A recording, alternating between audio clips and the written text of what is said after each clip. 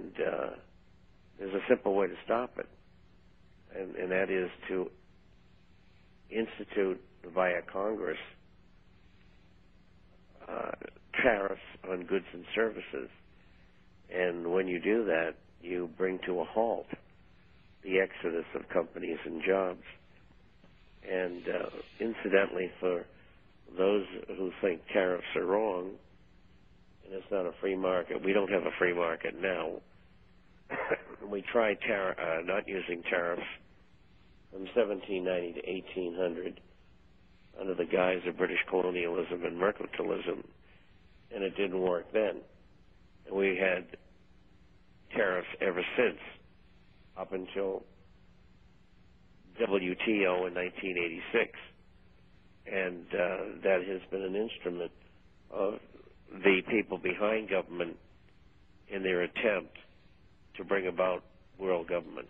Well, I think it's so important, Bob, that our listeners understand that China puts barriers up, whether they call it tariffs or whatever.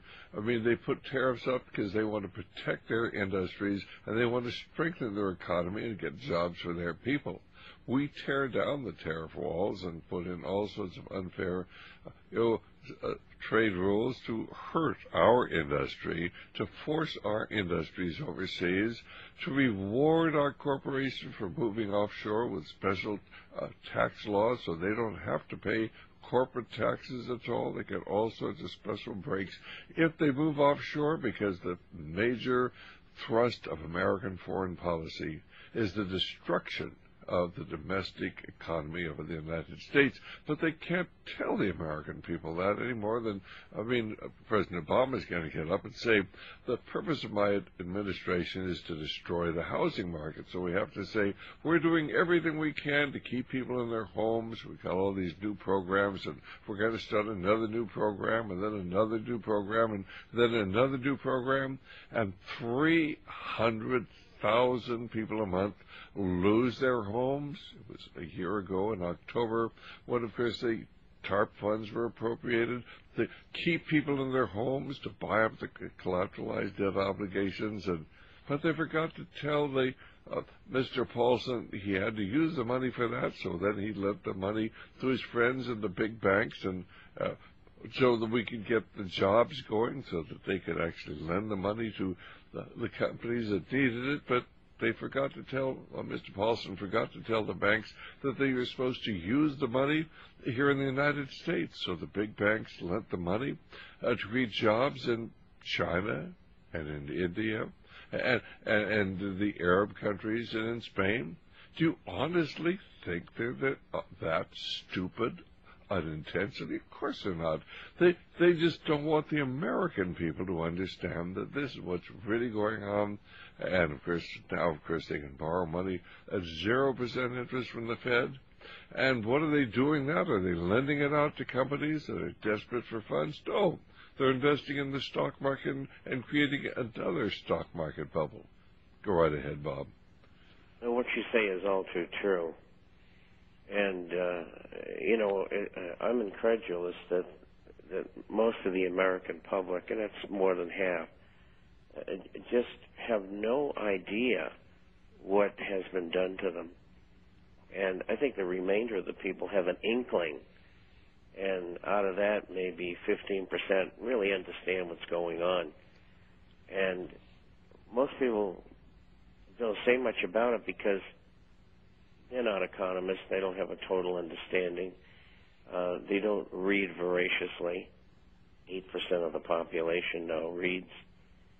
And so we are at a juncture here where something has to be done, because if it isn't, we're going to lose it all.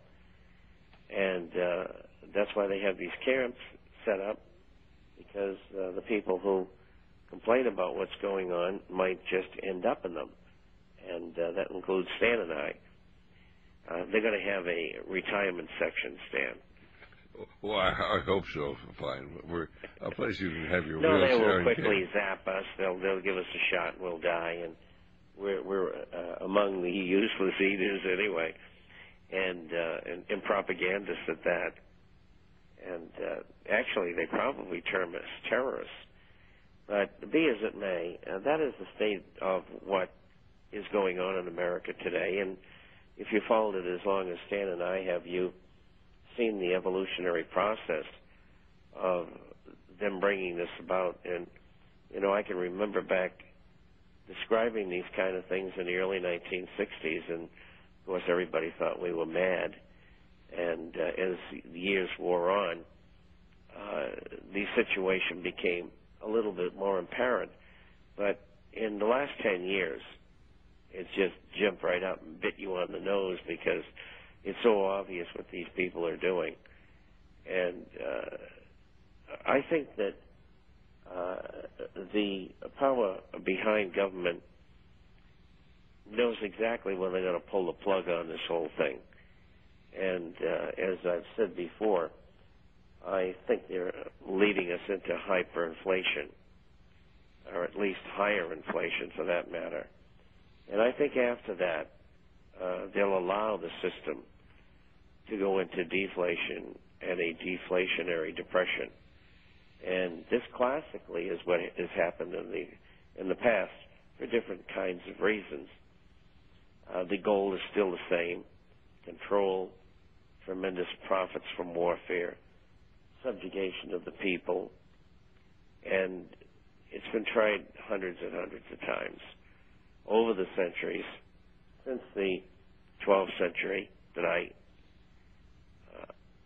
can prove that they have done that. And they've always been after world government, or total control, if you may. And so that's where they're dragging us to, and we've got to do something about it. Recent legislation passed in the House, which included H.R. 1207, the bill to audit and investigate the Fed, was passed. If it's passed in the House, which I think it will be, in the Senate, as I think it will be, then we might have a chance at stopping these people of what they're doing.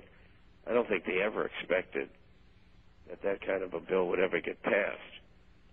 And I don't know that they can stop it because of the overwhelming support of the people, some 75 to 80%. And that means all of you have to write to every senator to tell them that you want the legislation passed, which is, in its present form, S-604. And of course, this calls for the GAO auditing of the Federal Reserve System. We can find out what they've done with literally trillions of dollars. They've taken our money. They won't tell anybody where it is.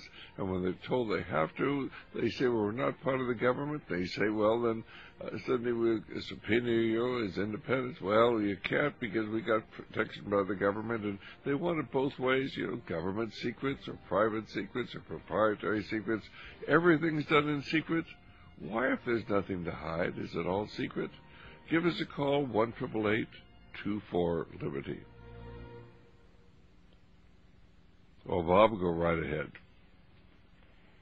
Well, I think a reflection of the arrogance that we encounter every day among the bureaucrats in Washington, the elected members for the most part, and those on Wall Street and in banking, is outrageous, and it's directly reflected of what we are seeing in Copenhagen presently in a meeting on climate control, which is global warming. And we just found out in the last few weeks, from what I believe is an inside leak, that there is no climate problems. I mean, the Earth has had all kinds of changes for centuries, and it's probably the biggest scam ever. And even though these facts have come out that the people who run this climate control or global warming have been lying about everything for years and attacking anybody in the scientific community who disagrees with them. And as you pointed out earlier, Dr. Stan, we have the tax-free foundation supporting this. The U.S. government has put $23 million of taxpayer money to work on this, and it has nothing to do with reality, but a method of